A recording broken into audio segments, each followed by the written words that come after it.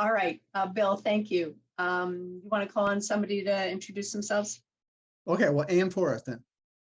Hi, I'm Ann Forrest, Victory Heights Hub in Northeast Seattle. Oh, sorry, Cheryl, you go next. Cheryl Dyer, Ballard, Loyal Heights Hub. Calling Okay, somebody, Cheryl. How about Pat, then Cindy? Okay, I'm Pat. I'm up in Broadview. And then Cindy. Cindy, I'm Morgan Junction. I'm calling on Louise. Louise, Laurelhurst Hub. I'm calling on Matt. All right, I'm Matt Blank, Ravenna Hub. And I think, let's see, Ellen. Hi, Ellen Stecker from the Roosevelt Hub. I don't know who else needs to go. Erica and Jody are the two people left. I can go ahead and go. So Erica, Highland Park Improvement Center Club Hub in West Seattle. Great, thanks. And then Jody. Jody Grage, I'm the co-captain for the Ballard Commons Park. Thanks. And looks like we have one more person coming in, so let's just take a second.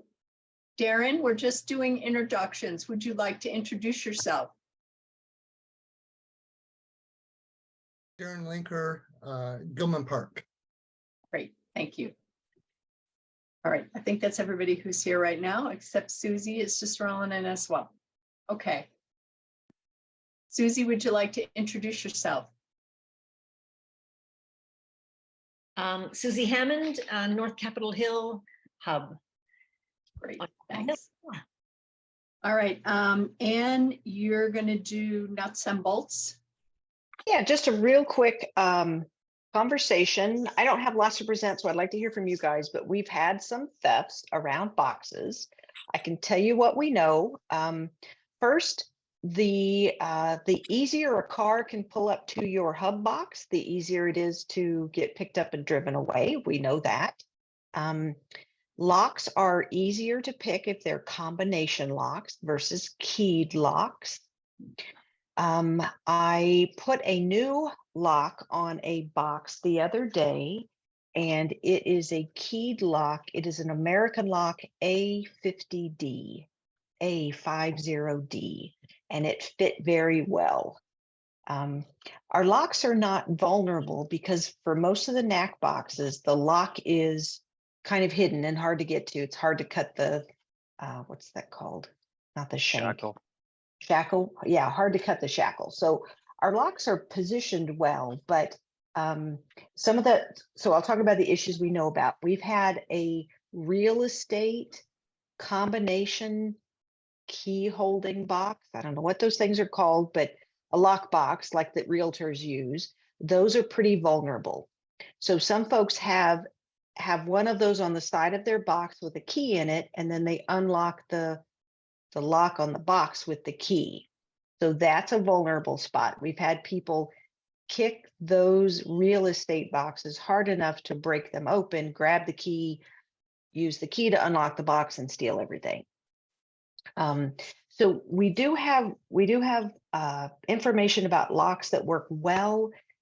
I don't want to say we're making the recommendation to go to keys, but that's kind of what I would recommend personally. And then you just make multiple copies and you give them out to neighbors. There are videos online of how to pick the combination locks that many of us have used on our boxes because it's what's recommended by NAC. And I want to say it's Master Lock 5. I can't remember if it's an American lock or a Master Lock, but one of them is easily pickable because it's a combination lock. So that's kind of what we know so far. I don't think we've had many chains that have been cut. I think the weak points have been that boxes were not secured to the ground and were easily accessible with a pickup truck or some kind of vehicle, and those real estate key holding locks, I guess. So I'm going to open it up to you guys. Any questions or comments or anything else you've seen? Yeah, this is Gabrielle. I think my first box that I had when it got broken into, I think that was a key lock and they picked it somehow. I don't know how because they got in there, but yeah, that makes sense that the key is more secure, even though that happened. Yeah. I walked out to my box one time and there was a drill bit still in one of my locks. So they had tried to drill out the center and somehow either gave up or got interrupted by, somebody walking a dog or something like that. So that has happened. I had to call a locksmith. He continued drilling out that center. We got that lock out and then I put another lock on. So it is possible to drill out the center of a keyed lock, but much more difficult. They need a drill, much more difficult than picking it with a really simple instrument, combination locks. So anybody else had issues? Well, we had ours drilled also, but they didn't get in. I think like you, they probably got distracted or they gave up. We were using the standard cheap master lock, which Kanak recommended, and the plug had been drilled into, but it basically rendered the lock inoperable. So what I did, like your locksmith, is I just continued to drill the plug out with my drill and reinstalled the same lock, just kind of hoping that it's just going to be difficult enough for the next person to move on as well. And the problem is that class, that size of padlock, there really aren't any good options. Like you say, I think the key is slightly more secure. Even those are pretty easy to pick and they're drillable. It took me about 10 minutes to get into it. So if somebody was there at night, they could probably do it without raising too much suspicion. Yeah, and unfortunately, there's not too much we can do with what they provide. But yeah, the cheap master lock combination locks are trivial to decode with a small flat piece of metal. So I would say the keyed locks. I'd be interested to see if there are any locks that they verified will fit from ASA or Abbas. They sell some higher end locks that are much more resistant to picking and have hardened steel and replaceable cores. So that might be something to look into just to see if Kanak has any recommendations for higher security. Because the box Matt, itself is pretty good. If I send you the dimensions that NAC says your lock has to fit, can you check those two more reputable sites and see if they have a lock that would fit the dimensions? I can, yeah. Okay. Yeah, I can look at some examples. I use an Abbas combination lock on my shed at home. And there's a NAC website and you can just call them. Yeah, I think I can just look at the code on my box too. I think when I looked it up initially, when ours was drilled, there were like 2 locks that they recommended. I just went with the keyed option, and but it's a pretty cheap master lock. I can pick it pretty quickly. And then Cheryl. Yeah. Okay. So are all the hub boxes, these NAC boxes, are they all the same? For the most part, the bulk of them are NAC boxes or some knockoff, but they all kind of have that recessed lock. And so we're limited in size of lock that'll fit in there. Right. And I guess my concern on one of our boxes is that the property that it's on is now up for sale. And for a while, I've been concerned that somebody with a forklift would just come in and lift the box up into the back of a truck and drive off with it. And how do you anchor it down? Hmm? Talk to Dale and Carl Leon. I think they cemented both of those in. Yeah, I went looking at them underneath and I couldn't tell that happened. I mean, one isn't as easily accessible at Luther Memorial, but the other church is now up for sale. And, that's like issue number 2 down the line. But you better call Carl now, because when they call you and say you need to move this box, you'll be surprised. Call Carl, because he was very proud of how much cement he used to put it in. Okay, that's great. That's good to know. All right. Thanks, Pat. How was it? Susie? Go ahead, have Susie.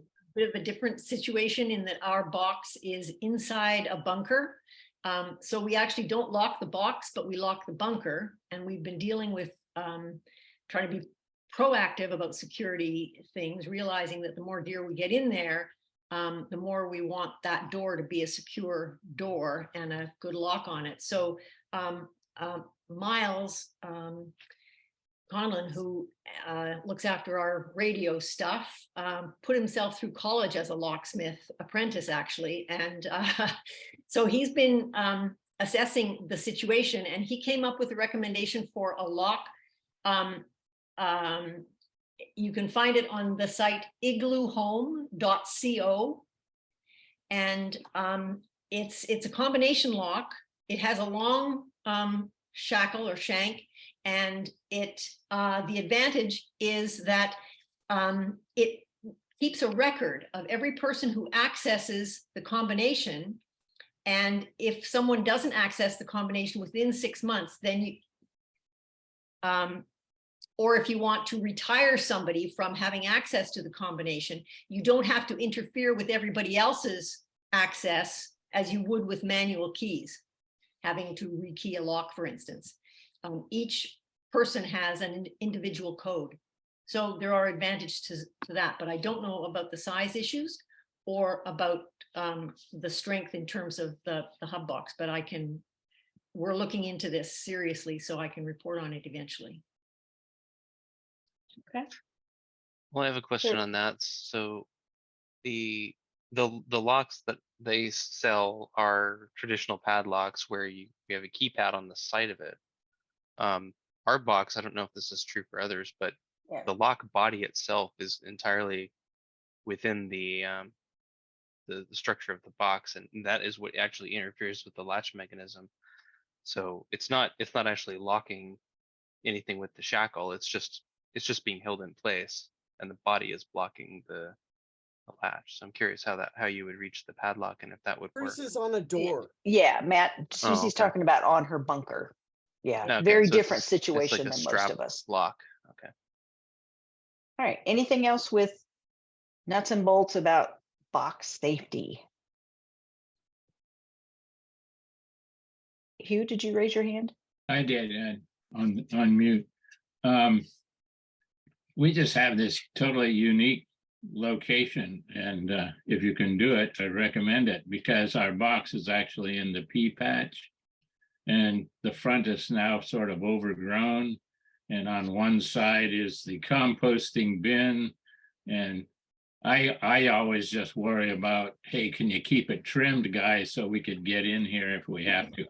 But maybe something, if you can think of camouflaging a little bit and it's not noticeable, nobody can drive a truck up to where we are, that type of thing. Think of those things wherever you're positioned with your box. Nice. Yeah, make it as unobtrusive as possible. Yeah. Let me say one quick thing, Anne, about the lock that we have, because it's the type of lock that the combination you have to put in, and then you press it and it comes out. So it's a press in and out, that kind of thing. And I don't know if that's as accessible as what you're talking about, but I can show you if you want me to. Yeah, I'm pretty sure you have one of the locks that's pretty pickable. If it fits in a knack box, yeah. Yours it's been interesting because yours has been behind a fence for 1.5 years, the Ballard Commons one. So I'd be keeping an eye on it now that the park is reopened. Interesting. Okay. Cheryl, I'd be happy to meet you out there and we can look at it together. But yeah, Okay. I'll get Gabrielle for the notes, the link to a lock that will fit our boxes. Okay. That is a keyed lock. What I don't quite know how to do off the top of my head is, because I'm ordering these online, for some of our boxes, you need 2 locks. It's not just one. And so how do you get 2 boxes keyed the same way and then making duplicate keys? So that's kind of an issue for folks that have 2 locks. Okay.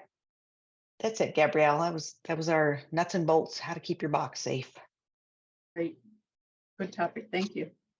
Next, we're going to do debrief of I Am Safe exercise with Cindy. Yep. This will be pretty quick because it really was super radio centric.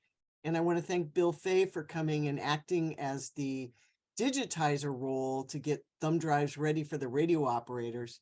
We had several objectives. One of the big objectives was to hand this procedure to a radio operator and with minimal training, see if they could figure it out.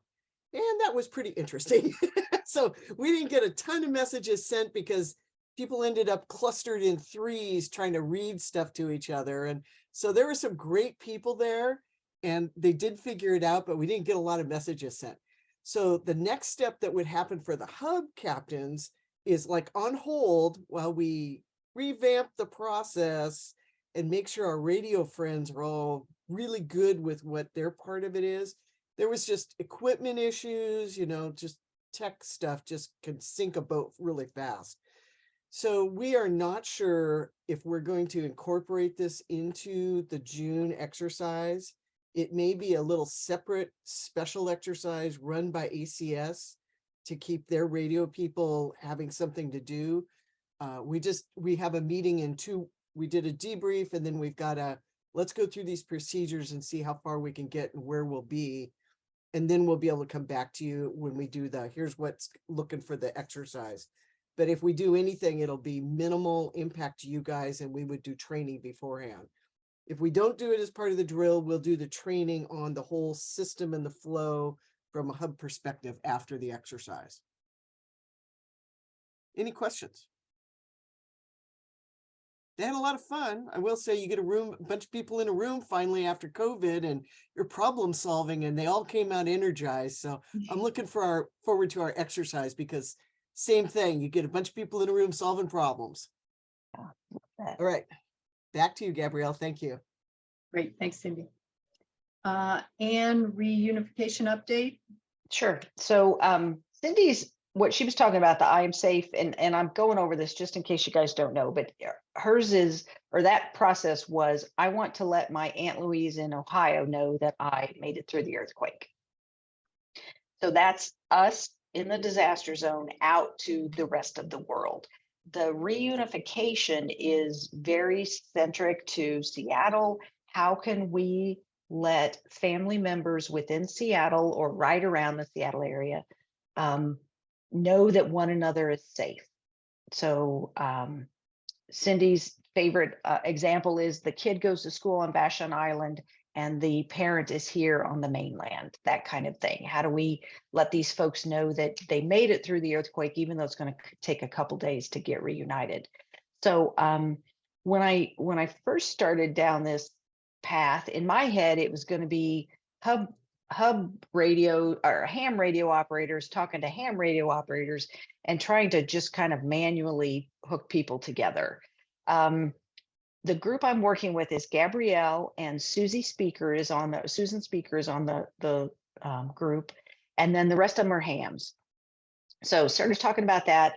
We reviewed what systems are out there, what is up and running, what is not up and running, and kind of best practices. And we're just at the very beginning, but I think, I'm not sure where we're going exactly, but we're trying to figure out what system might work the best. It will probably be a database that is either built or we can build that that we can get access to through ham radio operators using something called ham WAN. And that's HAMWAN. And it is how the radio frequencies allow you to create something like the internet. So that's probably where we're going to end up. So you will hear that word ham WAN a lot. But like I said, we're just at the beginning. So much more to go on that project of just trying to reduce the stress of people here around us while they wait to hear about their loved ones. That's all I got, Gabrielle. Great, thanks. Debrief from the ham huddle. Susie, was that you, Susie Hammond? Yes, hi, thanks, Gabrielle. Yeah, we organized a ham huddle, and it was a joint collaboration of searching for the hams all over Capitol Hill, not just for North Capitol Hill, but including Brayburn. So it was great to have an opportunity to collaborate with Gina. We sent snail mail invitations to 156 hams identified within Capitol Hill's 3 zip codes and our general hub boundaries. Cindy presented for Seattle Emergency Hubs, and Christian presented for ACS. The presentations were great. There were 25 people present. Cindy's information was news to maybe 25% of the people there, I'd say. And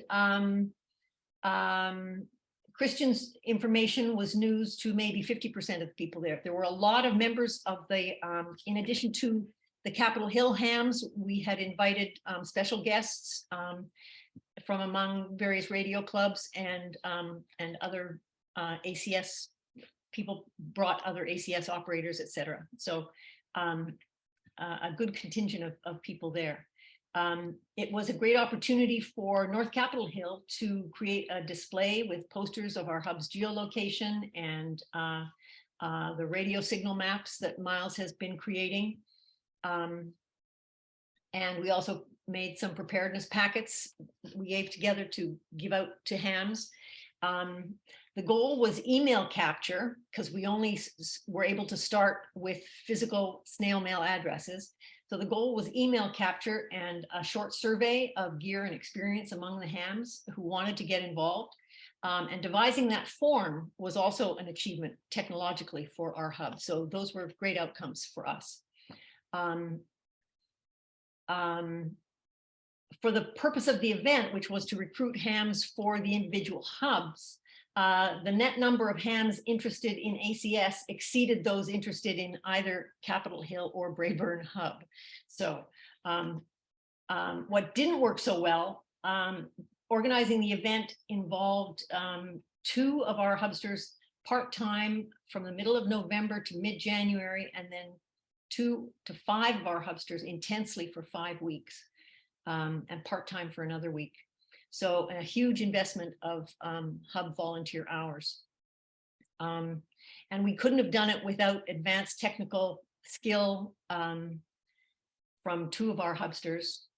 Dealing with the mail merge, it would have been an extraordinarily difficult task, and probably another 2 weeks of manual work to send out that many invitations. And the other thing that we hadn't counted on at all, discovered through trial and error, was that the 2 source databases for the mailing addresses, including one from the FCC, have a greater than 20% return to sender rate, which is probably much higher when auto forwarding is factored in, because the FCC only requires address updates every 10 years, and the average adult in the United States moves every 5 to 7 years.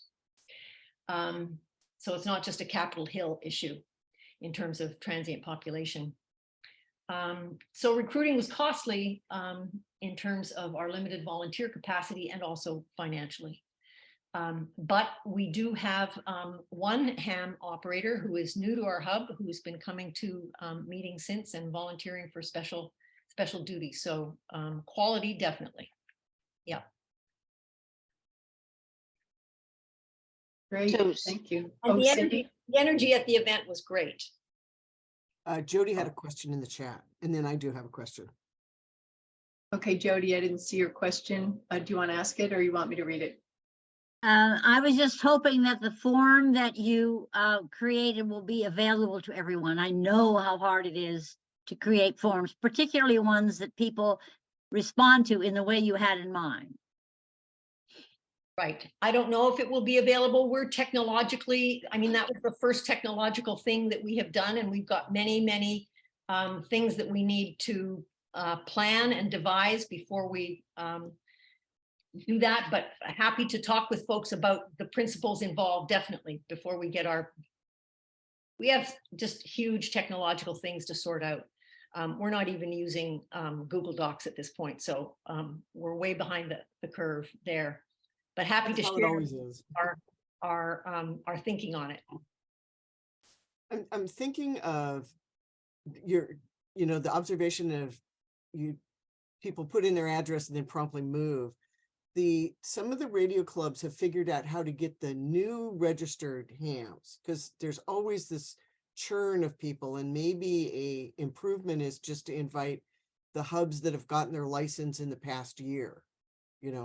Some Hams smaller, gotten there. not hubs, but yeah, some smaller subset. So I'll go ask Ron if that's doable, because that was just appalling, the waste of the money spent in sending it out. We think it's a good idea, and then we forget that people move so fast these days. Right. Yeah. And at the Christmas party that you hosted, we talked to a lot of the radio club people there and asked, we probably had 4 or 5 different ideas about how to not just rely on these snail mail addresses. We were trying all these different approaches to avoid that scenario, but in every case, they just shot us down and said it wouldn't work. So I'll go talk to the cooperative ham that Great. I know. Good. Okay. So Susie, you mailed something out to them, and on the mailing, the piece of paper you mailed, it said, fill out your information here, give us your email address. Is that how you? No. It's the only thing that we asked was RSVP. We gave the date and asked them to RSVP. 2 people RSVP'd, one declining and the other to say they would come. So hams are not an RSVP crowd. That's okay. And then once they got to the event, at the end of the presentations, we had a QR code up on the screen. And when they clicked on that QR code, it would take them to the form.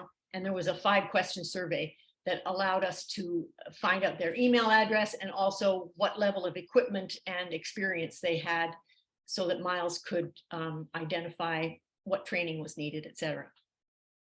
Okay. And you mailed out how many? 156. Okay. And the number of hams that showed up from that 4. mailing? 4? Wow. Okay. Yeah. 2.5% return. When rate. you did it, Anne, how many did you get show up from yours? I can't remember exactly, but I think I sent out like 40 postcards, I think, and I got 3 people.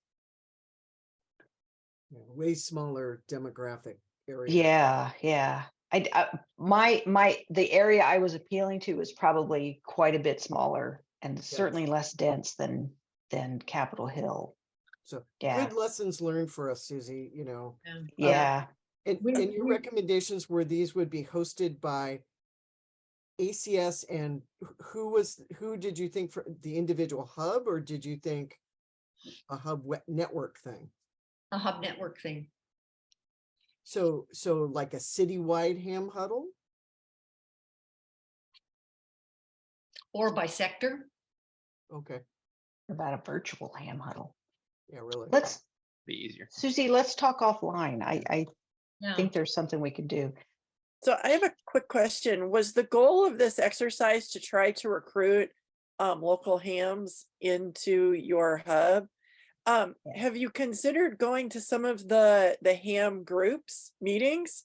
Like there's one big one that meets out in Renton called the Mike and Key Club. Have you considered contacting them? Because it's not just people in Renton. It's they come from other places. Yeah.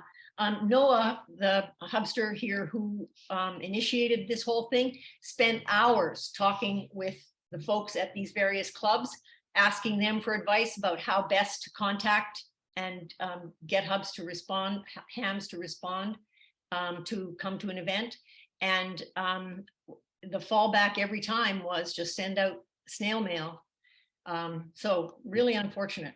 Yeah, and Okay. Erica, they just want the hams in their area because they don't need to know about the hams in Renton because they're not going to show up at Capitol Hill. Yeah, And yeah. yeah. Well, And the goal, we made it clear that the goal wasn't for them to, jump on board our hub, but simply to, the invitation said, basically, in the event of an emergency, how can all our skills help our community? So it was a very open premise. Yeah. But happy to share, we developed the invitation that Anne had given us as a template. We developed that a little bit. So I would delete the RSVP element, but otherwise, people are welcome to use that. And yeah, a lot of good energy and good synergy came of it, but not with the outcome that we necessarily wanted. Yeah. Great. Sorry, Susie. I think Matt had a question. Matt? well, I had, yeah, I guess one comment. There's another resource we can look at if you want to just contact hams directly, and that's qrz.com, which is sort of like an online social network for hams. A lot of them will put their email addresses out there. So that could be a way to contact them. You can do it through the site or contact by email. I think you need a license to create an account on the site, but there's a lot of hams around like myself that would probably be fine with going in and doing some lookups and trying to contact people to recruit. Could you repeat the name of the network, Matt? It's qrz.com. QRZ? Yeah. Thanks. You do end up with somewhat the same problem. People go into QRZ when they first get their license, they put their stuff in, and then they never touch that again either.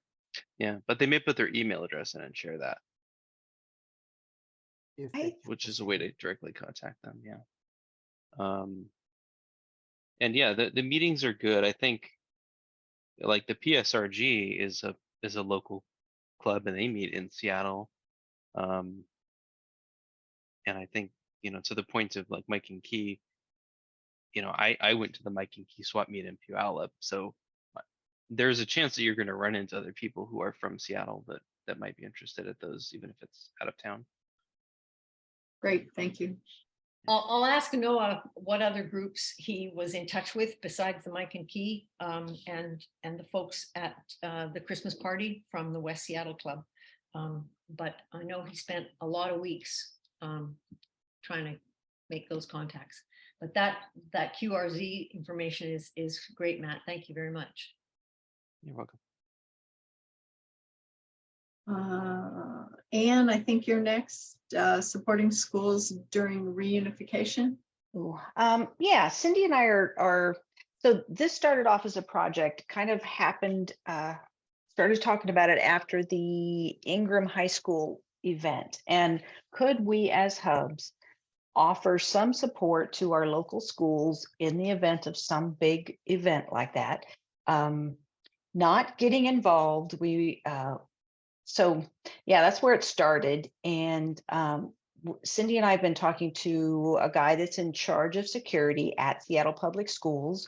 We've been talking about that project as well as another project, kind of bringing a mini skills fair to schools and getting the principal of the school to talk to the parents. So this is working with the PTA. Have the principal talk to the parents about what a reunification plan looks like. So we're just kind of pushing that issue through the PTA. So we're talking to the rep at the school, security guy, about that program, and then also a little bit about what can we as HubCaps do to support our local schools in the event of something. And the second thing has kind of gotten pushed to the side a little bit. His concern was, oh my God, we can't have you in the school doing any kind of law enforcement kind of stuff. And we said, no, this is us out in the parking lot trying to help neighbors get organized and, maybe setting up a canopy, and we've got clipboards, maybe we can loan them out. We've got a loudspeaker, maybe we can loan that out. Maybe we can help organize neighbors that live there, to pass out tea to the parents that are waiting, all that kind of stuff. So very much in the outside the school, just helping where we can. So more to come on that. Cindy, were you going to say something? I was just gonna say, the specific example we had from parents whose children were in the school was At some Ingram. examples like their bullhorn didn't work. You know, and Anne's The going, I could have schools. walked to my hub and brought out the bullhorn, you could have used it, so. But, Yeah. you know, and that's those kinds of things where it's like not the hub's normal charter, but we've got the equipment, we've got the stills, we've got the connections, you know, help your community where you can. You know, whether Yeah. you're doing it because you're borrowing stuff out of the hub box or because you're dragging out of your garage, we can all help. Yeah. You know, if it's during the day and we're home and that kind of stuff. Yeah. So more to come on that, on how we can maybe support the schools. Great. But so that would be specifically when the hub was not activating, right? It would only be when the hub was not activating, as opposed to trying to divide your resources in any way. Correct. Yeah. Our charter basically is we leave the schools alone after a big event. Yeah. Yeah. Well, I will amend that because the other project she was talking about with, you know, PTAs and principals talking and educating parents about reunification, that started, part of that starting point was Morgan, the epicenter of a Seattle fault earthquake. That quake goes right through one of our elementary schools. So Morgan went down after looking at the one concern building damage data and said, how would you like us to help you, since we know you locked down and you have your own plans you're executing? How can the Morgan Hub, the Morgan Community Association, and Gatewood work together, you know, within your protocols? And so the arrangement we've written into our Morgan plan is we'll get a couple of trusted neighbors who live around the school, who are generally at home, introduce them. And so in the case of a disaster, those people go there and say, we're your liaison, tell us what you need, and we'll go up to the hub and find out what they've got. So it's kind of a way to keep outside of their response plan, but make it easy to connect with them instead of coming, knocking on the door and going, you don't know who we are, but we're here to help, you know? So it's that, you know, find your partners ahead of time instead of during the disaster. So it all blends into some of that conversation. We're only interested in doing that because of the potential of a Seattle fault being truly devastating in Southwest Seattle. Great. Thanks, Cindy. That's a good example. Fundraising overview, Anne? Yeah, sorry, it's me talking again. So a lot of hubs have said we need money to buy more gear, to buy different gear, whatever, for mailings, whatever. So we went down the path of how do we raise money? That led to kind of a need, and I'd like some input from you guys, kind of a need to have a checking account that has your hub name on it. So when somebody in your community wants to dump money into an account, it says, you know, the West Queen Anne Playfield Hub and not Bill Fay. So we had a deep dive, I guess it was, of how to open your own checking account. Can you guys raise hands or speak up or something? How many thought that was useful and have done that didn't already have a checking account? I didn't do it, but I called because I went on the website and couldn't find the forms. And I got someone who was very interested in figuring that out. And so she figured out where the forms were. I'm sure I have it in my notes. It's, I think, the regular forms, but there's some special box that they tick, because you said it was Boeing. So I had called and talked to them and was just trying to get the information on what was involved. Okay, so it's on your to-do list, kind of? Yeah. Okay. How about others? Is anybody interested in a checking account that has their hub name on it? And I looked Go ahead, into Susie. it, but one of the pieces of information that I couldn't verify from the deep dive was how many people need to be on that checking account. Oh, I think one is okay. I think the input I got from the guy at BECU, that's just him, was there's space on the form I gave you for 4 people. If you need more, grab more forms. So I think you could put a ton of folks on there. And for the EIN number? I believe I set directions on how to get that from the federal government. And is that the issue, that the directions weren't clear, or it's fallen down the to-do list, or folks just aren't interested in opening a checking account for their hub?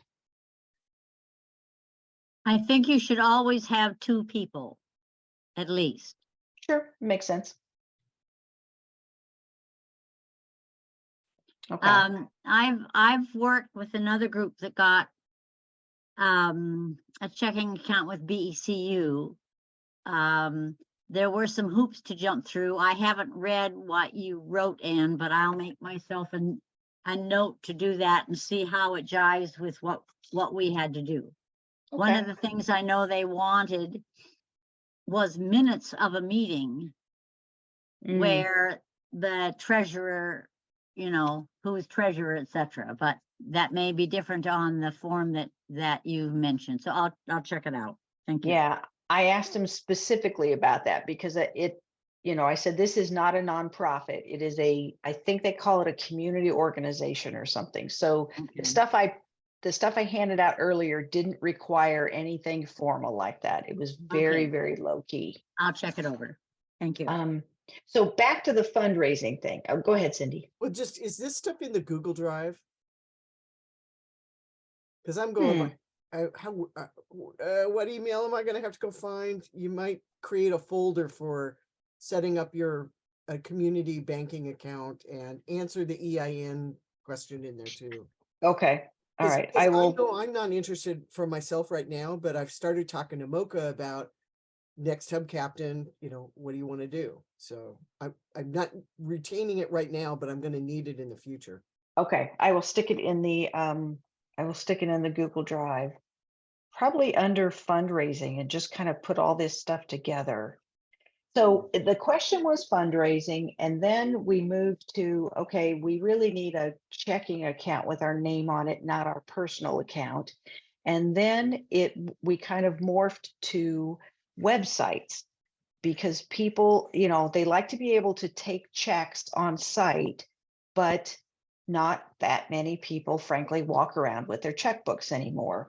So how else could folks donate if we were going to stand at a, I don't know, farmer's market or something like that, or some kind of community event, and people wanted to give us money? How could we take it? So then the conversation morphed to websites. And last time we talked about websites, it was, I was kind of pitching the idea of the best process, the best way forward was to build a website underneath the Hub website because it was so cheap. Matt has done a really good job of creating a website that is free. All you have to pay for is the domain. Hugh, you just bought a domain for Ballard. How much was that? Do you remember? $13.58 a year or something. Okay. Yeah. So that'll be an every year expense, but you know, $14 a year is just a little over $1 a month. So he has to buy the domain. They have a Gmail address, so they are ready to create their website. And Matt, I haven't had a chance to talk to you much, but the Ballard folks really like Matt's website because it's very clean. It is built to be a static website. He never has to update it unless he wants to. Although there is a coming events tab on there. Matt, if you would, can you put your website address, ravenahub.org, in the chat? Sure. Anyway, Yeah. So that's how the whole fundraising conversation has gone. And maybe I've taken us down paths we don't need to go, but websites, how to take funds, and then checking accounts. But the website tied into the horrible thing that is called the neighborhood tab on our network website, which just needs to be shot and killed or taken out to the slaughterhouse. And if you have your own website, the conversation that came from the fundraising to website is you have your own static page, we will take everybody's static pages or wherever you want to host your information or not and tie it to the map. So when somebody clicks on your map, they have your name, your contact information, and if you have it, the web page. So that that neighborhood maintenance issue goes away and you're always linked. People come to the web page, the web map, find your name and site and connect to you however you want. So I'm sharing my screen to show you kind of what Cindy's talking about. So this is the Hub website, and over here we have neighborhoods. And so the thought is we get rid of this tab because it's confusing. There's lots of us on there, but not everybody. It's a little haphazard. And like Ballard is multiple hubs versus Victory Heights is down here and it's one hub. So get rid of this and then go to the hub map. Whoops. Go full screen. That's the only way it's going to behave while you're sharing, I think. Okay, Yeah, that's a good point.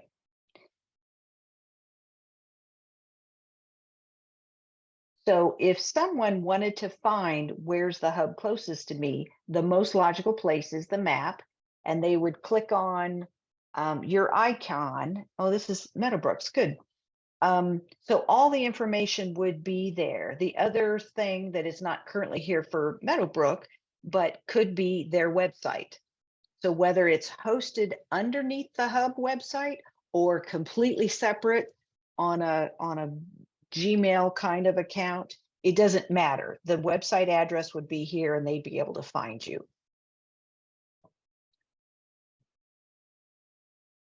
So any questions? There's just more work to be done about what's the smartest place to Matt was gonna share- fundraise. Was Matt going to share his? Matt, you want to do that? Oh, I posted the link in chat. I'm not able to share my window with Zoom right now. Okay. And I Susan, can do Susie- that if you want me to, or I can Andy, you drop want off. to do? And, Go ahead, Gabrielle. And Susie, you had a question or a comment?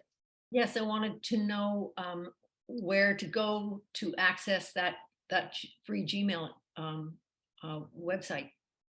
We are, I don't want to put Matt on the spot because I haven't asked him yet how much energy Ask him in he front has. of 14 witnesses. Oh, Go we- right ahead. yeah, we talked a little bit about it. And yeah, we should set some time up to do a walkthrough. So this is our thinking. And we'll All take a right, look hang at on that. and see if it shares. Can you see that? Yeah, Okay. yeah. So this is just Can you click? Yeah, there you go. I don't usually use Microsoft, but that's what came up when I clicked on the link. So this is Matt's. Edge. Yeah, Edge, but I clicked on it. So this is the front page. Yeah. Got so some links at the bottom. yeah, I just typed this up. It took maybe an hour to get this up, from registering it to typing out some content and adding these different visual elements. The map is, since this is built through Google Sites, they have tools that allow you to link directly to Google Maps. So, this was just as simple as putting in an address and, dropping that map on the page. So that highlights exactly where we are. The next line down is just something I felt like adding, and that's kind of a plot of how far you can walk in 15 minutes. So I figured that's kind of the radius of people that might be interested in coming to our hub, and just another tool to help visualize kind of the effective range. And I've got some links back to the main hub site there below, as well as the Office of Emergency Management and a couple of general preparedness sites. And then, yeah, some more general preparedness info. And then, Yeah, and some of Matt, it's did just copied you and have a pasted. way for people to donate or not yet? It would be through here. I haven't put a button on here for donating. I just kind of sort of more of a call out for volunteers. And then I put a link to an Amazon wish list where People can buy Down some of here, the yep. supplies that we're missing. Great. Yeah. Yeah, haven't asked for any cash donations yet. And some pictures. Yep. On one of the drills, yeah. All right, I'm gonna Thank you, stop sharing drills. unless there's something else you'd like to point out. No, I don't think so. One of the things I noticed when I go onto the map now for the Ballard Commons Park is that there is a place for block watch captains and SNAP leaders to voluntarily put their contact information in. I think that's very valuable information. That's not at your hub level. That's at the sector level. Say that again, Cindy. Hang on. So the way that the hub map got built, hang on, I can't find my. Well, it's whether it's the sector level or the hub level, I think it's a Yes. valuable tool that I would encourage broader use of. Yeah, I just didn't want people to go, oh, good, Cindy's going to add all our Snap and Block Watch. No, this is a place where Snap and Blockwatch people can voluntarily put their information in under those categories. Okay. And then they will appear on the map, as you can see. Not this map. No, on this map here, Yeah. it now has the Snap groups Right. and the Blockwatch groups. Right. They send a form to the hubs and I hand put them on. Right. So there's Snap, there's CERT, there's Blockwatch, and their Map Your Neighborhood, but they're not tied. You don't click on a hub and get Snap members. That's what I was that's what it sounded like you were saying. Well, if you look at the Ballard Commons one, and then that will, which is right there. Yeah, If you scroll down, that's it. well, then it was on there last week. I haven't done anything. Yeah, this map is all manually entered, right? Right.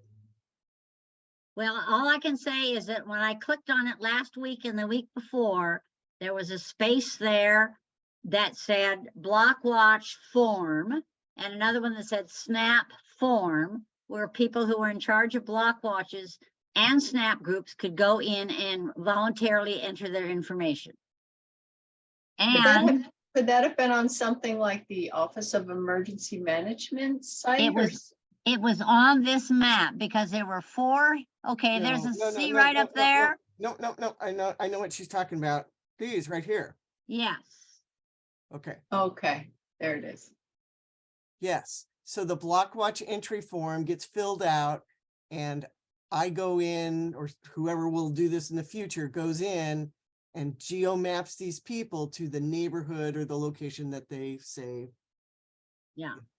But Okay. I think that it's another way of getting the word out is through Blockwatch captains and Snap groups. And I think if people want to register themselves, it's good to let them do that. So after Anne finishes the fundraising, we have fantastic news for you on the Blockwatch side. So Okay. Great.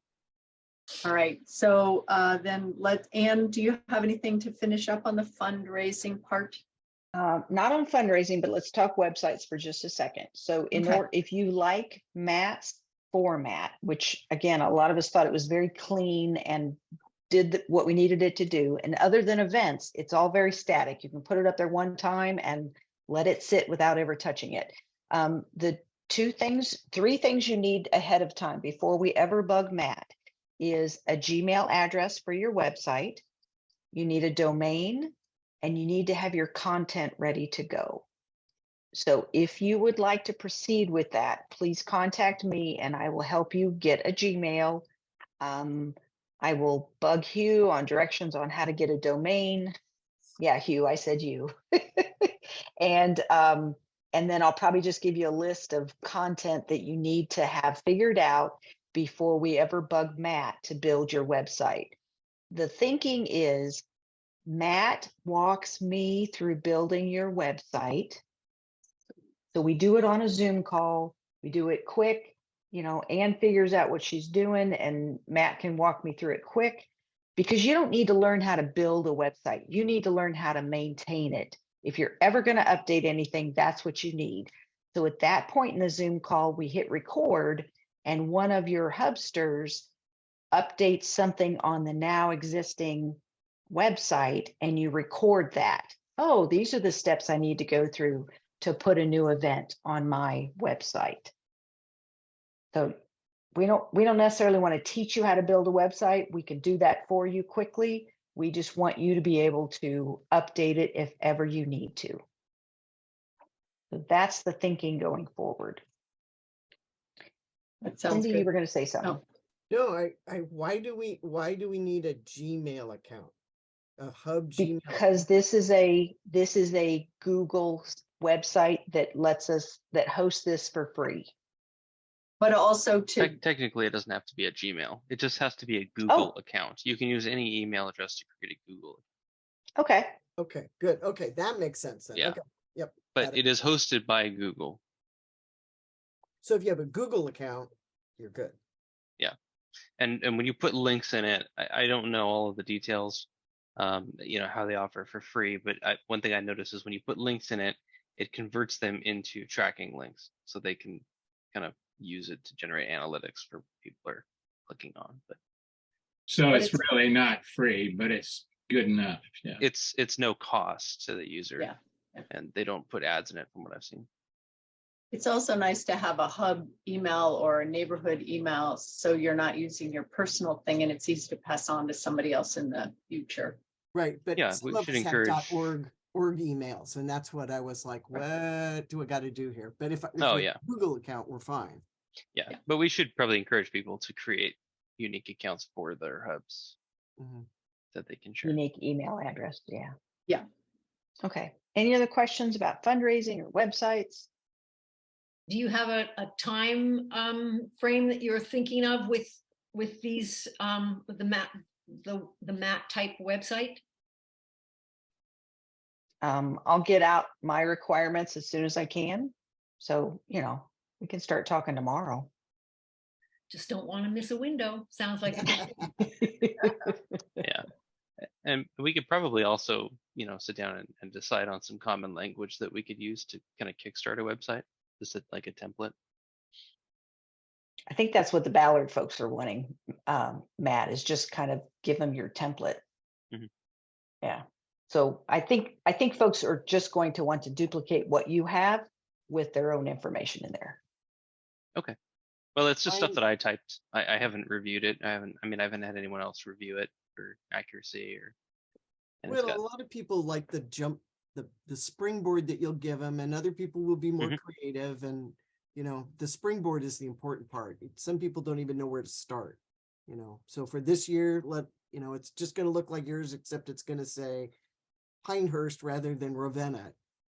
Yeah, I think once people see how easy it is to go through this, yeah, they'll get inspired. It's, you know, web design is not what it was 20 years ago. Nobody codes HTML anymore. The Yeah. tools are so advanced to do this. Yeah. Practically idiot proof. Yeah. Okay. All right, thank you. Cindy, you're doing weird hand movements. Is that I a got thing? two things then that I said I would talk about Blockwatch, but I'm going to finish with map. Today, Ann and I met with TJ, who's updating the printed map for us. And then we met with Catherine so that the back and the front are getting in sync. We are hoping to have a printable map available in the next 2 weeks. If it goes any longer, I'll kill myself. But then we can start having them ready for you guys for your outreach events. So that was one really good piece of news. nice. Right. The second one that goes back to the Blockwatch thing. Ann and I had a meeting yesterday with Jennifer Danner of the Southwest Precinct, and she is the community policing Crime officer. prevention. Crime coordinator. prevention coordinator, yeah. Get those two screwed up every time. Crime prevention coordinator for Southwest. She's like the mother of all of them, and she tries to encourage all the crime prevention coordinators to, do the same thing. And I took back the input from you guys last year about how can we do more work with Blockwatch. and especially around organizing night out. And so she took that to their IT department. So this year, they're going to launch Block Watch signups in May. There will be a map that is public facing so that we all can click on see who's signed up to do a party. And everybody who, when they sign up their Block Watch, says, yes, I would like the public to know this because I want to have people visit me. That will be available to us so that, you know, the week before Block Watch, you can go, where are the groups around my hub? And you can do like we've done in the old days when they used to have these maps, get on your bike and take flyers to them. And so, you know, they've made a bunch of other improvements to help them get visits from police and fire. And they've actually added the Office of Emergency Management as an option you could pick to have stop by.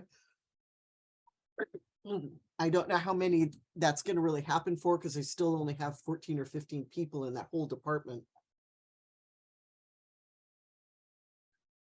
I know one of the precincts and maybe the second one are going to offer swag bags. So if you're in the Southwest precinct or you're in the North precinct, we may be able to give them generic hub materials to drop in, or, you know, if you've got your own hub and you can want to ride it around the blocks around you, you can do that. And what else am I missing, Ann? I think that was the key things. Just there's a public facing map and you can see your local groups now. And Jody, so that works both ways. Then we can do outreach physically, and we can do outreach possibly in their swag bags if we want. Great. Excellent. Is there a date targeted at this point for this May launch? I think I wrote it down. I think it's like the second week of May. Okay.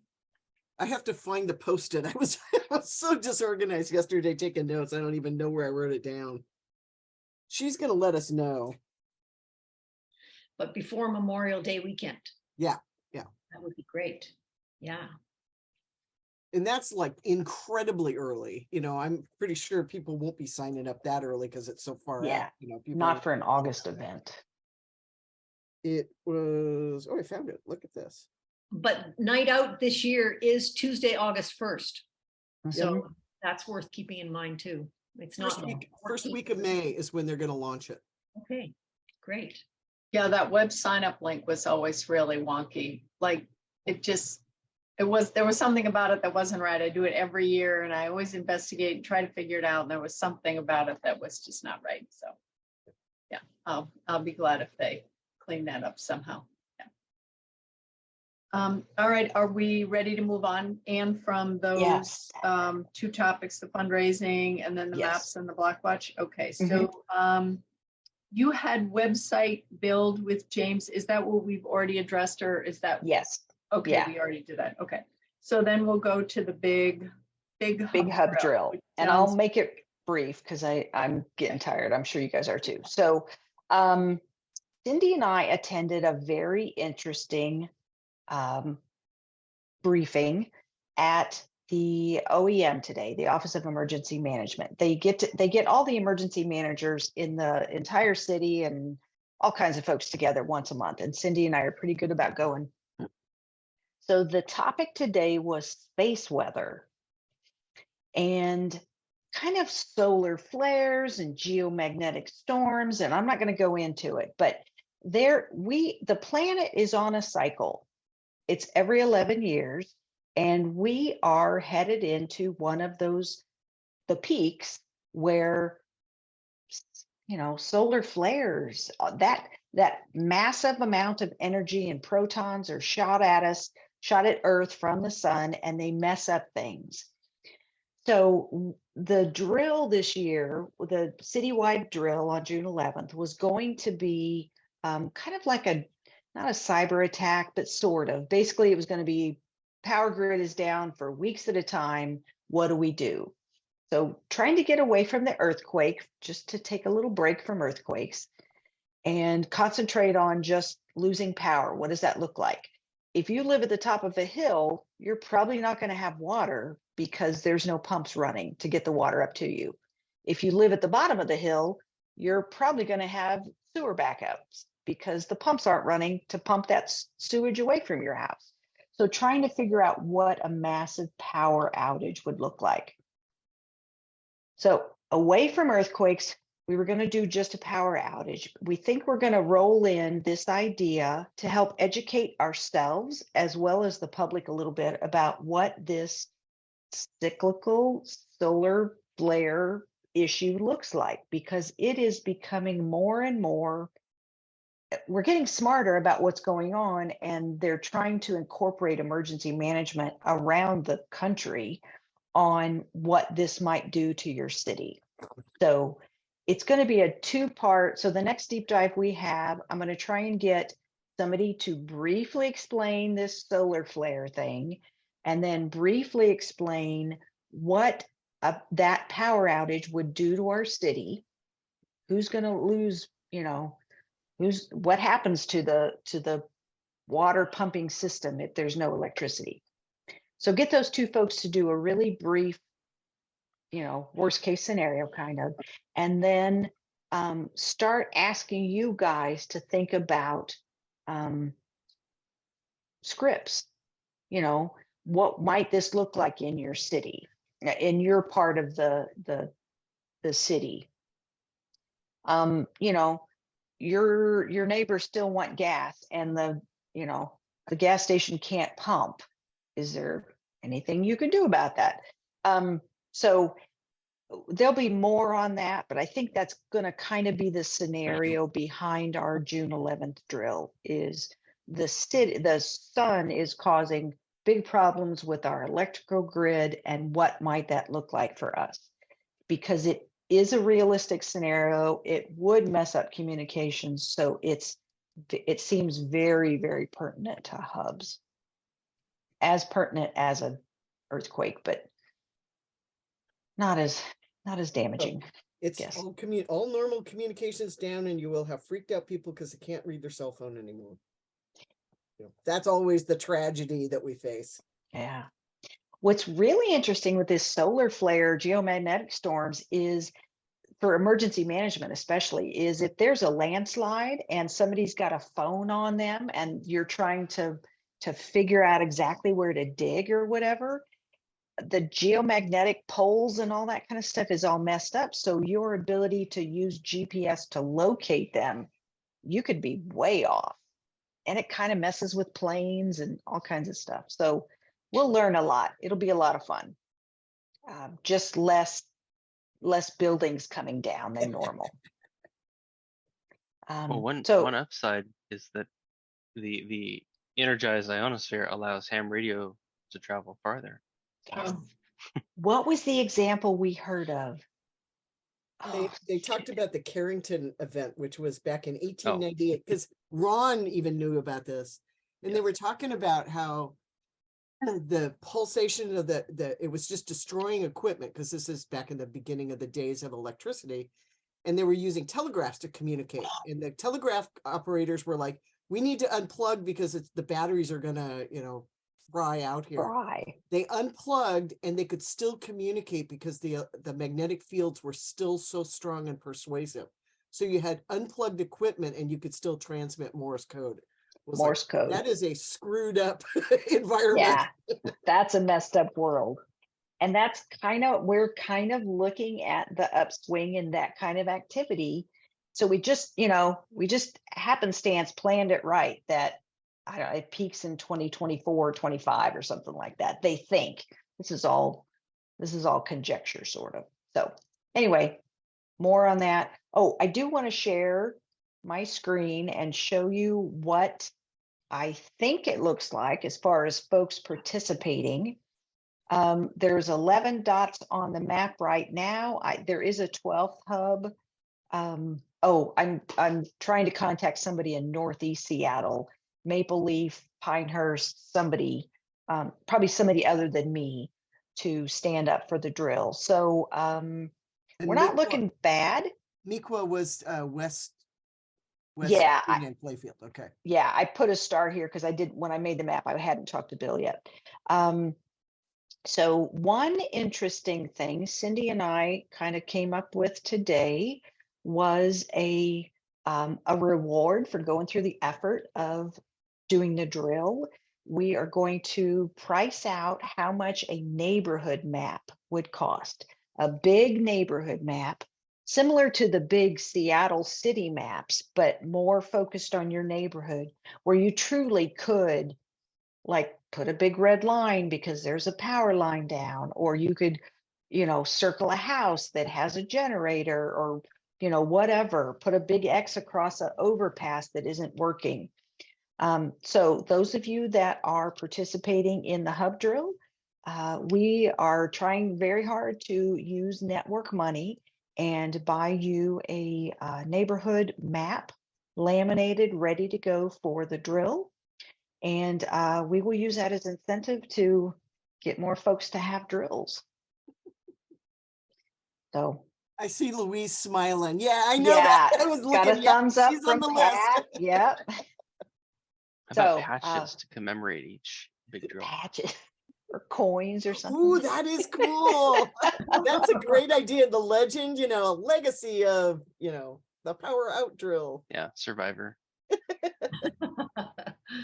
Okay, you guys have nerded out way beyond my level here. Jody, go ahead. Ballard Commons is working to participate. Yep, I think you were the one I didn't have on here just yet. But Okay. yeah, excellent. All right, super. Okay, so if you have not, Ellen, I see your hand raised. Go ahead.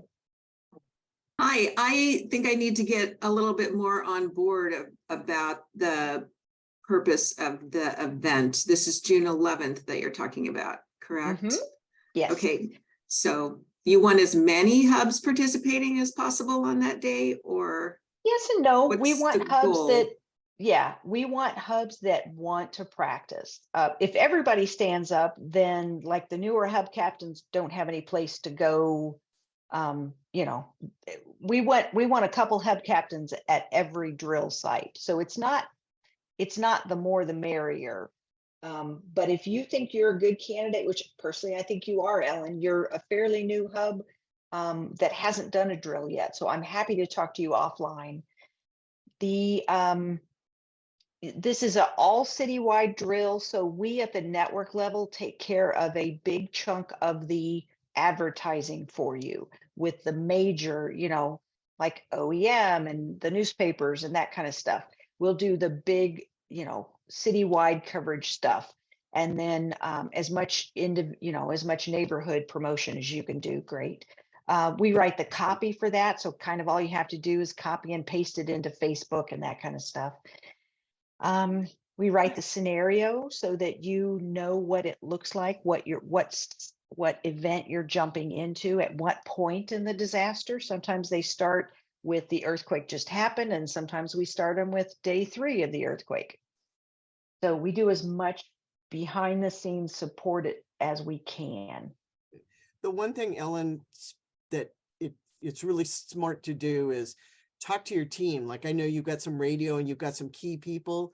And this has happened to me where I was going to participate one year and then everybody had some conflict that weekend already, right? So it was like, I had to drop just because I didn't have any of the core people who wanted to be there were available that year. So just check with your team first and then, pull the trigger. Okay, we were not thinking about participating because we figured we would go to other hubs. I mean, participate, with other sites. Okay. But thanks for the update on that. Okay. Yeah. Don't have a drop dead date just yet for, if you've said you are going to participate, I need to know by this date, but I will soon. That's all I got about the hub drill. I think it's going to be interesting. So I think the next thing we have is sharing best practices. Susie, is that you again, Susie Hammond, or was this the other? I think Susie had, oh no, I'm sorry, you're there. I'm sorry. Yeah. Go ahead, Susie's Susie. here. Yeah. I think the item noted on the agenda was about thank you cards, and I have nothing to say about that because no donations really. So, but I do have something to offer. 4 months ago, we started doing mini tabletops or mini rehearsals of our quick start guide. And in the course of 4 months worth of meetings, we've gotten to the very end of it. It's been a fascinating process. Sometimes, of course, not every Hubster is at every meeting, so some people have missed segments, but overall, there's been probably 10 people through each meeting. So we have a really strong core of people who understand the whole process from start to finish, including repacking the box, with items going back in that in reverse order. And in the course of it also, it was kind of a crowdsourcing situation where we could, we put forward our best guess in the material we were reading from, but there would be discussions that arose, well, what about doing this? Or did you think about that? And so the Quick Start Guide has been refined in the process also. So it was a great way to pass 15 or 20 minutes of each meeting in the course of the winter.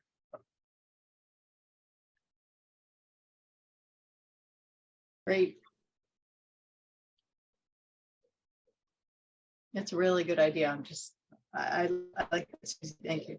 I'm a big fan of the mini approach. Yeah, no, that's good. Are we ready to move on to around the room announcements? Pat, I see you raising your hand. Yeah, I just wanted to mention that we had run out of our Broadview Prepares brochure recently, or we're really low, and I got some of those Seattle Emergency Hub brochures, and instead of printing, having a second printing of our own personal one, Cindy and Ann helped me with this idea that I just made an insert to go in the Hub brochure that tells where our Hub is and the contact information for our Hub. And I have been, I don't know if you can see this on, if I hold it up. Anyway, so it's got a little map and it has our information and so on and so forth. So I insert it in the Hub brochure that I can get from Ann. And then I recently added a save the date announcement. I stapled on the front for the Hub drill coming up. So I was so glad you were saying you weren't going to change it from the massive electrical outage that I had printed on there. So I have been putting that around in little libraries, but also at our Broadview branch library. And I noticed that probably on average 20 to 25 brochures a month are being picked up because, I have to keep refilling. So it's ended up being a good location, unless it's just one person using it as scratch paper. I don't know, but so I was just putting that out there that it might be a reasonable. So it cost me $65 to print out 75 copies, and there's 3 of these inserts per sheet of paper. So that will last me quite a long time to make these. That's a Pat, great can you idea too, because it's got that uniformity to the look and the message. I really like that. Right, and I'm not duplicating some of the information, so. Pat, can you send me some kind of copy of that electronic copy of that insert, and we'll put it on the Google Drive next to the brochures, so Sure. anybody can download that, make it their own, and do what you've done. Well, I have to give Dale Credit. a little credit for helping me with that. And then I had a question about, we were talking about those little, I don't know, pass out things in a little envelope with a Band-Aid and the contact card, out of area contact card and so forth. Is anybody actually doing that? Could we organize maybe a regional, like North End or South End party to put some of that stuff together so that we could have it ready for this June 11th event and maybe the Seattle Night Out I mean, I could bring a bunch of volunteers and stuff, but I don't know exactly all what I'd put in it yet. So I need some help with that. Cindy was working on that. No, Brandy is the one who gave, I think, Anne the list of the materials. What was in there, to yeah. look at doing a bulk buy. And Yeah. it's just been crazy busy. I think that sort of has fallen to the bottom. Yeah, big time. We're Well, trying to, we're if trying to- I contribute to the bulk buy and want to buy into the programs. No, Yeah, you know, we hadn't gotten to outreach season. We were trying to get the map done and, you know, Right. yeah. So that would be for when people start doing outreach tables. And so far, there's only been one table so far. So we're looking at the dates you guys are telling us as stuff is coming up. And we were kind of pegging off that. So there really wasn't anything near term. Unless I'm missing something. My neighborhood has some plant sales, the Broadview Garden Club, and they have them like every 2 to 3 weeks for a couple months. And I would like to just bring my little hub brochure and maybe have those little things to give out. So Table, yeah. Okay. I we would have to put some figure out how together many- sooner than later. Well, I think what we have to do is figure out how many are we making and are we giving 50 to a hub, 50 to each hub? Because we've got, 70 hubs. And then, Right, yeah. like it's just it's kind of this logistical box that we got to walk through. Brandy's estimate was about $1.31 to do her, right? So it's $1 Yeah. giveaway. Or was it 31 Yeah. cents? I can't remember. I don't know. Go ahead, Susie, you were gonna say something? Yeah, we've developed a little packet, we call them packets, based on the same idea as the Band-Aid one, for utility safety. And we just did another one too. And the one thing I would like to improve on, instead of using a plastic baggie in terms of an environmental value, does anybody know of some kind of mesh or paper container that these things could go in rather than a plastic baggie? An envelope. An envelope, yeah. Ah, It doesn't have the same, I'm just saying, it doesn't have the same Yeah. appeal, Right. to a thing. being And able to mesh is the see- same plastic problem, so. Yeah, And unless you had a good logo and a couple words stamped on the outside. I right. mean, I happen to have a box of a bunch of square envelopes, and it just occurred to me that rather than looking for someone who needs them, I should save them so we can use them for something like that. Yeah. If we had a stamp, Yeah. a stamp made, Okay. Yeah. I'm kind of way back on we haven't figured out how to launch the project, much less the details. I thank you, Yeah. Susie, for the suggestion. We're kind of like, I'm idea. not ready to problem solve on the stuff. It's just, who's going to do this? Right? Yeah. I'm a little tapped out. Although I'll say there's a lot of stuff sitting in my basement I would like to get rid of. As Cindy has, ICS 213 forms. Still have lots of those to give out. So yeah. Let me think about it. Pick mine up, yeah. I know, Matt, you're on my list. Are those the radio forms? Yeah. You have yours, Susie. Yeah. So good thinking, Pat. I like the idea of a concerted effort. If anybody wants to coordinate this, please raise your hand. I think Cindy and I are both a little tapped out. I'm But happy. who to is share. already working on it? Well, we get partway through it and then we have some other crisis we got to go, not crisis, but when the school district says, we have to work on their schedule. So we both must have put in 45 hours this past week with all these meetings that people just seem to have this week. And so we never get anything done we're trying to get done. We just have to find the list from Brandy and go, this is the stuff. And somebody, can buy the stuff and we don't have a credit card. Somebody always has to front it or put in an invoice and then we get it back from Hugh. So it's not like we have to do it. So if somebody, that's why we're really trying to appeal, we can give people the list, fine tune it with input from the hub captains. Is this the final list? But somebody's just got to do that. I'll do that. Okay. Okay. Yeah, no, Did I get your arm all the way behind you? Does it still hurt? it's because I need it done, so I better Yeah, just do I know, it. I know. Yeah, The necessity yeah. is the mother, right? So we will, Ann or I will, one of us will find that list that Brandy gave, because she rethought. She actually went, here's a better, cheaper way, you know, and you've got Susie's comment about, can we make it eco but still attractive? And so people can put it in their car and know what it is. That was the advantage of the see-through, right? It didn't just become a piece of paper somewhere. So Yeah. Pat, thank you.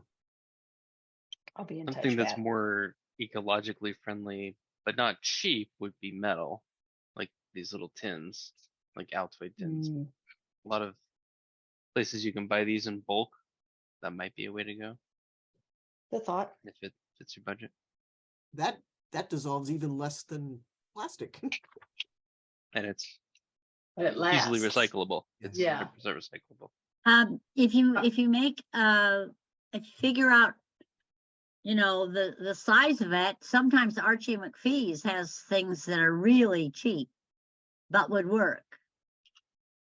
All right. We'll all this to be decided later. Go ahead, Yeah. Gabrielle. No, I was just going to say, I think we should move forward. Pat, we'll take what you shared about your project as our first announcement.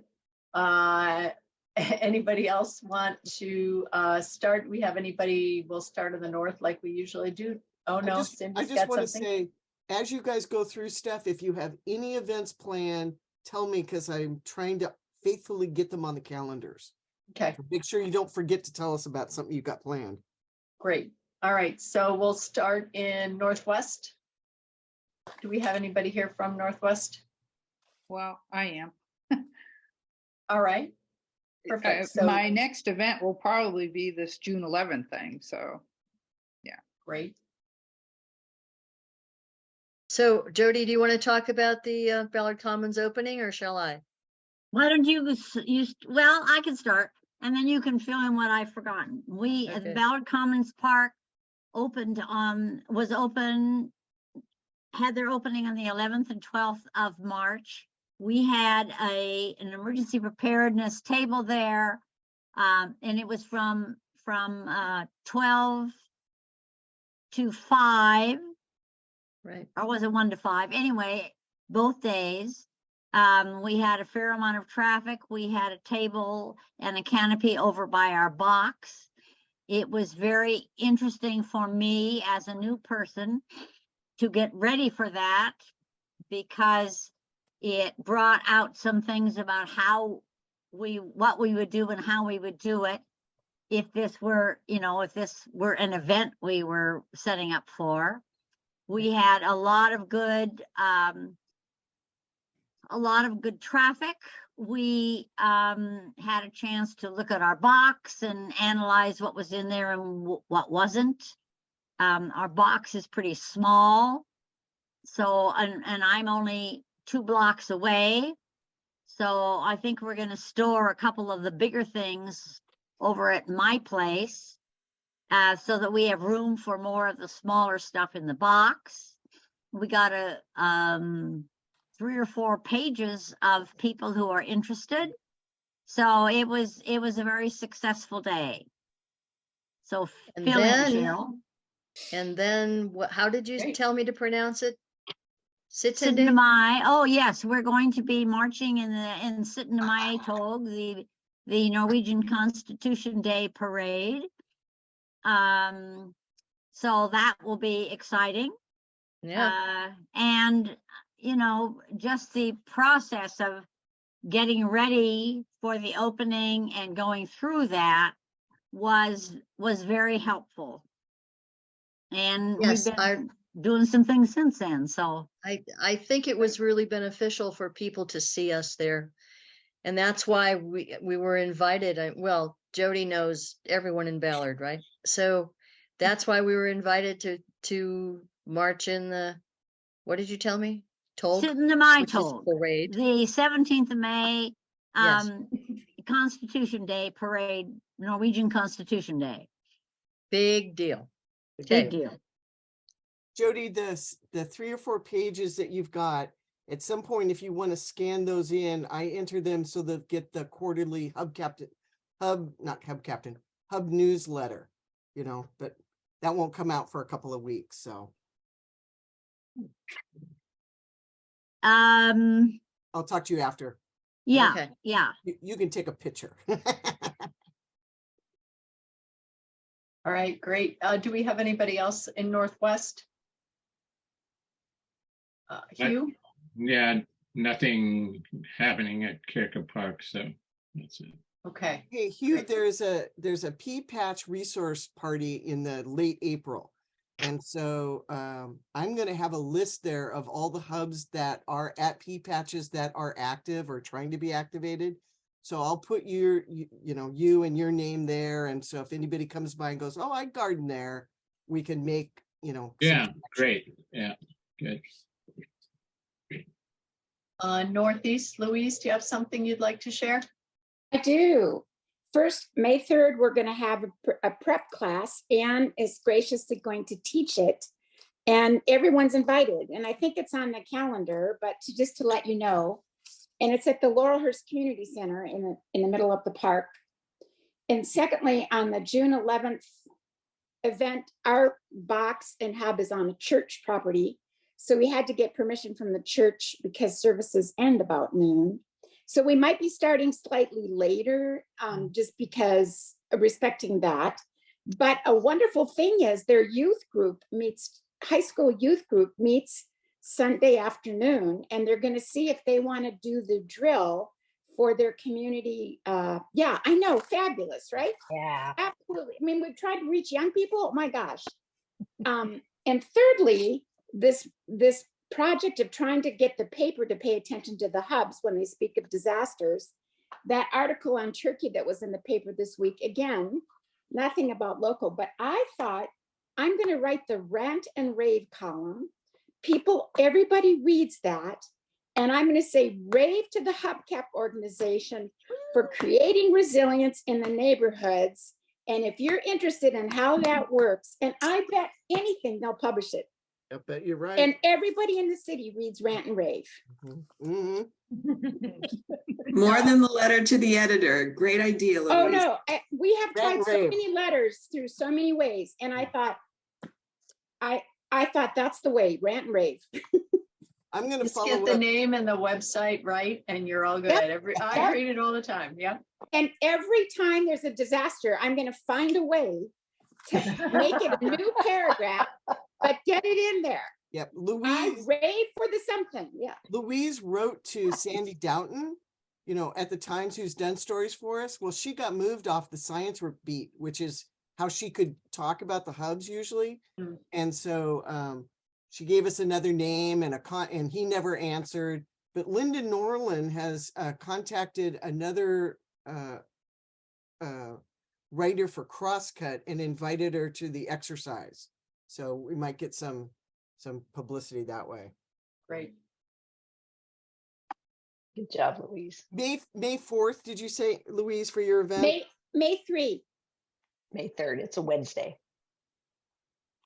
7 o'clock. Thanks. Great. And I'll go next. And I'll call on Matt after me. I will say that a couple of the OEM disaster preparedness events listed under the link there that I included, there were several, so I just put the link. There was one of those is in Northeast Seattle. It's at the library, I think, the Northeast Library. If anybody's interested in that, I'm not sure what the date was. I did a Hub 101 event. I got a couple people Anne sent my way, and 3 people Anne sent my way, I guess, and a couple other neighbors, somebody in Hawthorne Hills, and really nobody from my neighborhood, which was a little disappointing despite the outreach I'd done. I think people just aren't, I don't know, they just weren't tuned into it despite what I was sending. So it's interesting to hear how other neighborhoods are getting a lot more activity. but it was good. And we did like a round the room scenario thing, and it was a really fun activity. So I was glad to do that. And I'm planning to do something in September because that was the date that worked for me. So, and I've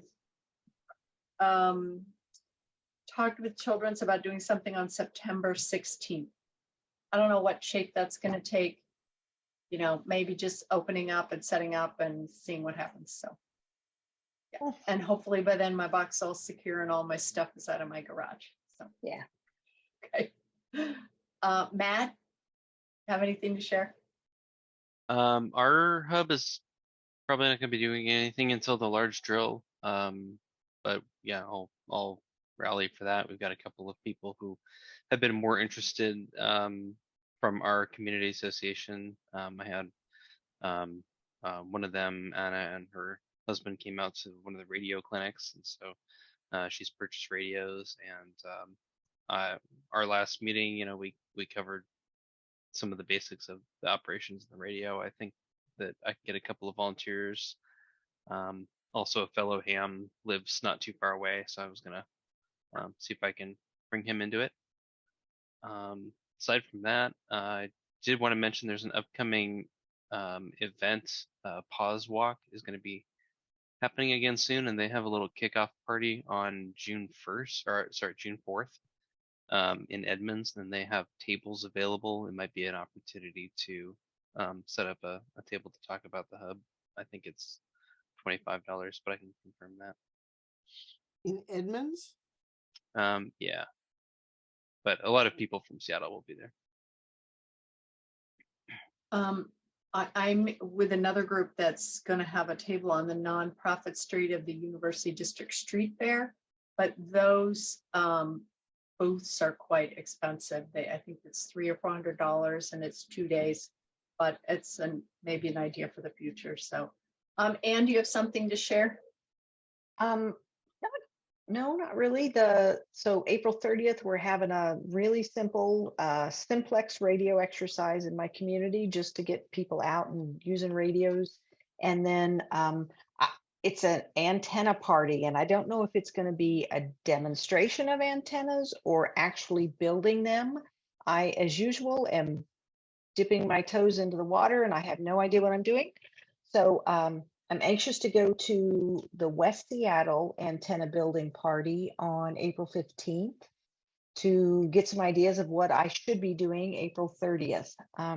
So everybody's welcome to come by. You can play in the radio exercise. You can stick around and look at antennas, maybe build one, or at least figure out what you might want for your site, either your hub or your own personal residence. And then I think we might close down the street and do a food truck because we do that in Victory Heights a lot. So there might be dinner there.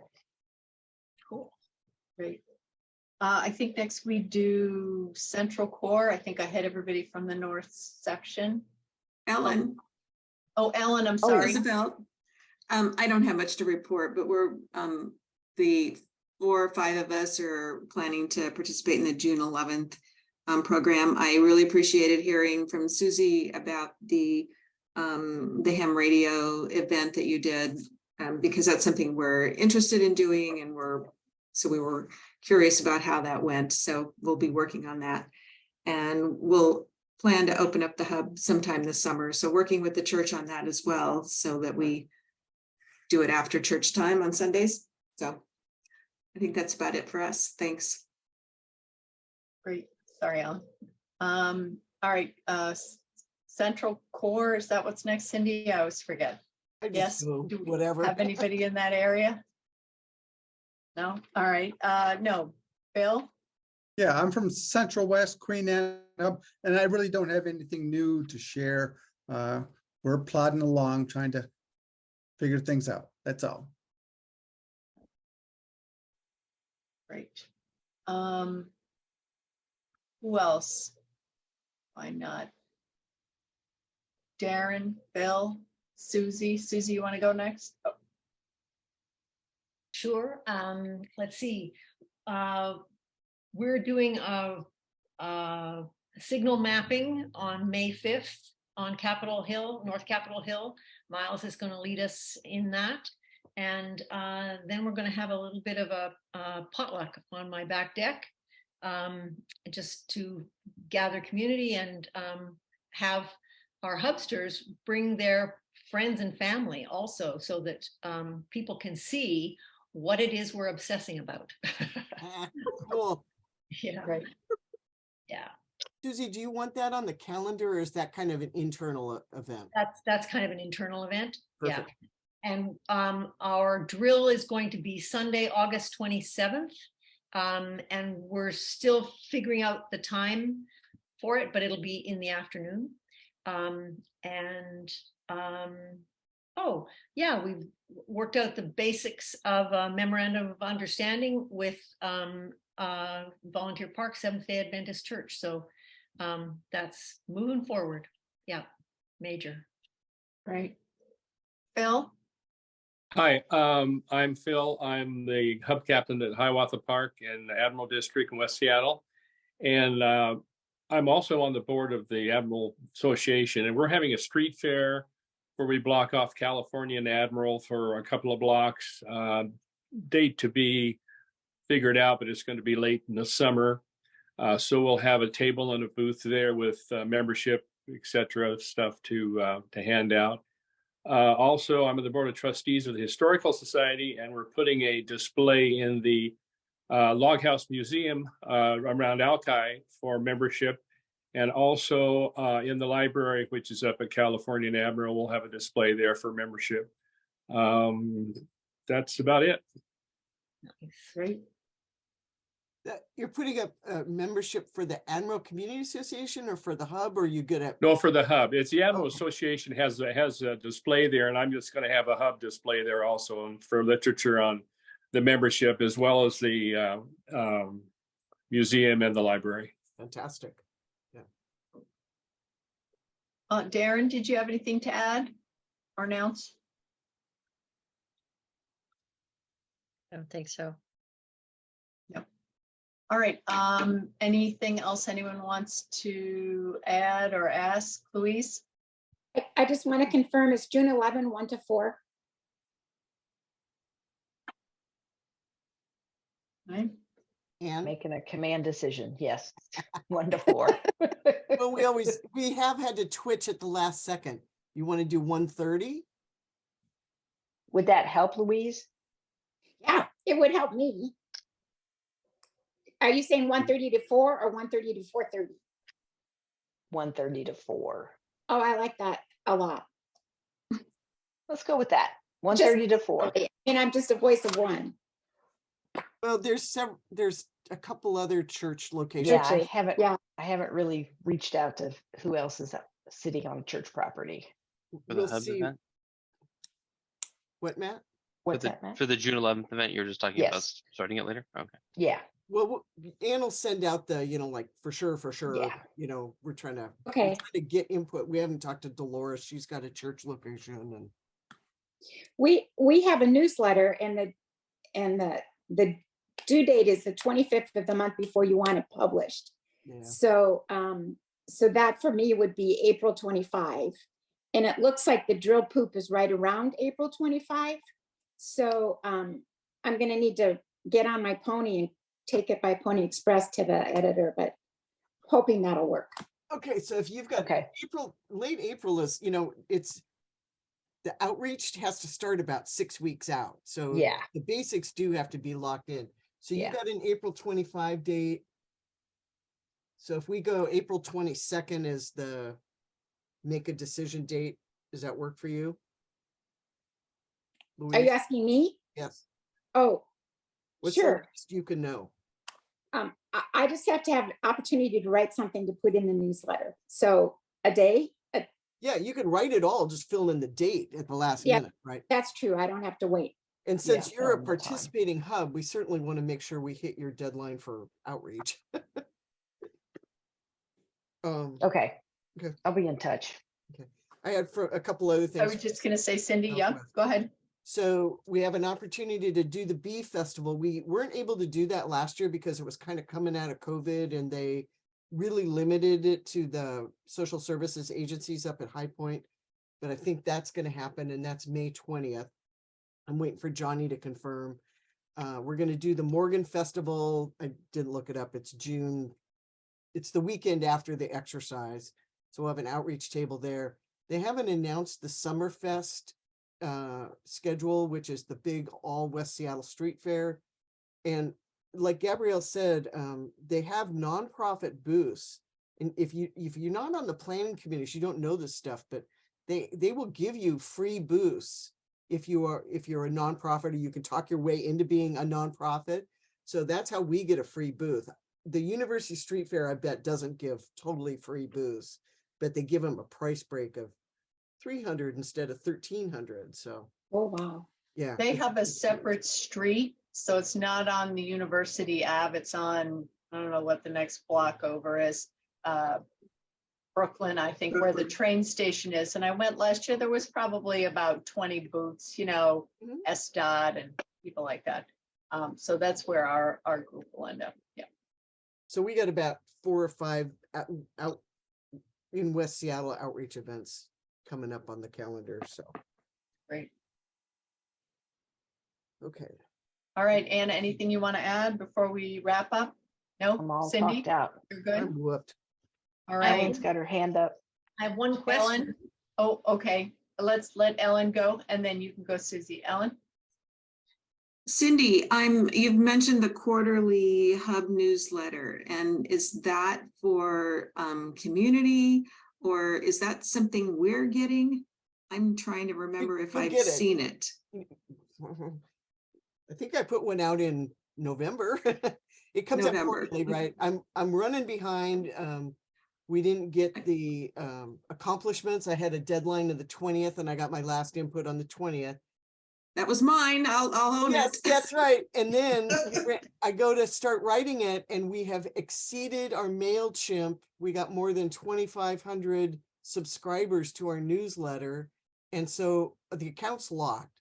So Ann and I are moving to get a nonprofit break, because we're now actually going to have to go to the step up from free model to we got to make a pay.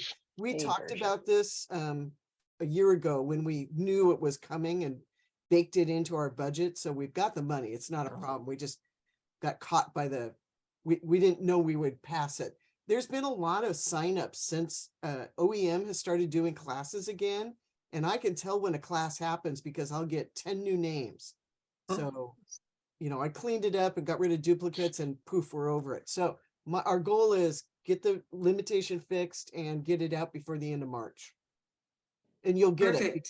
You'll get it. And then when you get it, thanks for all you do. Yeah. I take pay in lattes. Someday everyone will owe me a latte at some point. And then Going to be a big latte. Many lattes. Yeah, I was at an OEM class, and there were some questions about the hubs in general, and I answered a couple, and it sounded like there were some people that were interested in maybe taking the lead with some hubs that hadn't been established yet. Excellent. So they might email you. So I got to get that newsletter out and get them. All right, everyone. Well, thank you very much. This is a great meeting. It's good to see you all. I'm looking forward to our drill in June, volunteering with somebody's group. That will be fun. Real in-person stuff. Yay. Yay. I know, right? All right. Be good. All right. Take care, everyone. Have a good night. Thanks, Bye-bye. Everybody. See you next time. Bye.